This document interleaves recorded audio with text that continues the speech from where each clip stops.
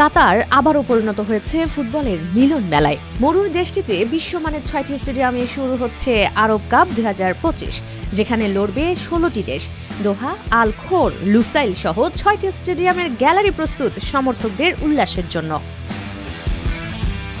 উপসাগরীয় অঞ্চলের দেশ সৌদি আরব, ওমান, কাতারের পাশাপাশি আফ্রিকার তিউনিশিয়া, মরক্কো, আলজেরিয়া, সুদান অংশ নেবে এই ফুটবল লিগে। দলগুলো খেলবে ৪টি গ্রুপে ভাগ হয়ে। কাঠামো অনুযায়ী গ্রুপ পর্বের রাউন্ড রবিন ম্যাচ, তারপর কোয়ার্টার ফাইনাল, সেমিফাইনাল, শেষে ফাইনাল ও তৃতীয় স্থান নির্ধারণী ম্যাচ অনুষ্ঠিত হবে। সমতা হলে অতিরিক্ত সময় এবং পেনাল্টি হবে।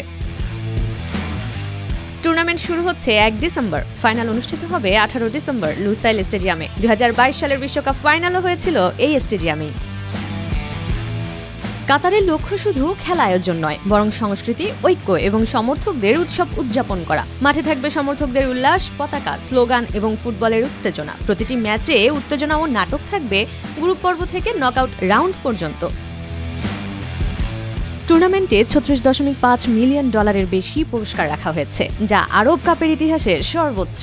শুধু শিরোপা নয়, খেলোয়াড়দের জন্য সম্মান অর্জন ও পরিচিতির সুযোগ এটি। আরব ফুটবলের মর্যাদা বৃদ্ধি করবে এই টুর্নামেন্ট, নতুন প্রতিভাবানদের এনে দেবে আন্তর্জাতিক পরিচিতি।